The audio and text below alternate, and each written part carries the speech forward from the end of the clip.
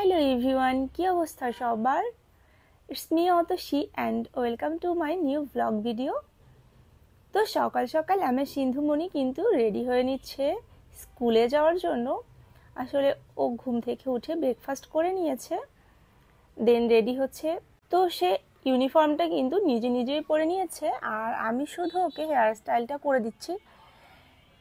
সে কিন্তু এরকম দুই ঝুঁটিওয়ালা হেয়ার স্টাইল করতে খুবই পছন্দ করে, জানি না এর মধ্যে কি আছে।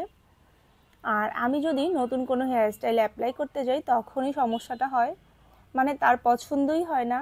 আমি যেরকমভাবেই চেষ্টা করি সে ওটা খুলে ফেলে, তারপর এরকমভাবে দুইটা ঝুঁটি করে তার রোজ স্কুলে যায়। ওর জন্য যে আমি কত শত ব্যান্ড কিনি, কিন্তু সে এই টাইপের ব্যান্ডগুলোই খুব ইউজ করে, বাকিগুলো পরেই থাকে। তবে স্কুলে যাওয়ার আগে সানস্ক্রিন কিন্তু মাস্ট সেট, এটা কিন্তু সে রোজ ইউজ করে, একদমই মিস করে না। আমিও সব সময় সানস্ক্রিনটা ইউজ করতে পছন্দ করি, সেও পছন্দ করে। আর এই লিপ বামটা তার খুবই পছন্দের, ওর মায়ের যেটা পছন্দ ওরও সেটাই পছন্দ। তো রেডি হয়ে সিন্ধুজয়কে নিয়ে স্কুলে দিয়ে আসলাম, দেন আমি বাসায় চলে এসেছি। আর বাসায় এসে দেখি এই যে এত এত বাজার, এগুলি কিন্তু আমার বাবার বাড়ি থেকে এসেছে। এখানে গাছ পাকা আম আছে, আমাদের নিজেদের গাছের লেবু, আর ক্ষেতের কিছু শাকসবজি আছে।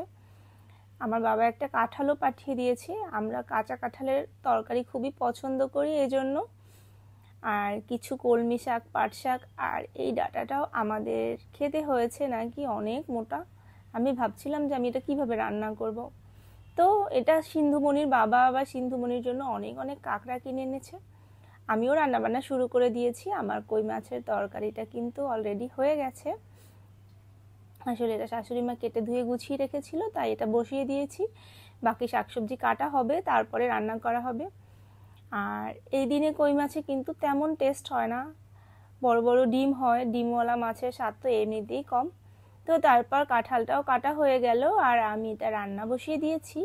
আর কাঁঠালের এঁচোড়টা আজকে আমি অনেক বেশি চিংড়ি মাছ দিয়ে করেছি, আর এটা খেতে যে কি টেস্ট, মানে আমাদের বাসার সবাই এটা খুবই পছন্দ করে। তারপর সিন্ধুমণির জন্য কিছু কাঁকড়াও রান্না করে নিচ্ছি, আর কাঁকড়াগুলোর সাইজ কিন্তু অনেক বড় বড়। সিন্ধুর আশা করি এটা অনেক বেশি পছন্দ হবে। আর এই যে এখানে পোয়া মাছটা রান্না ডান, কিছু কলমি শাক রান্না করেছি, আর এই যে টক ডালটা আমার শাশুড়ি মা রান্না করেছে।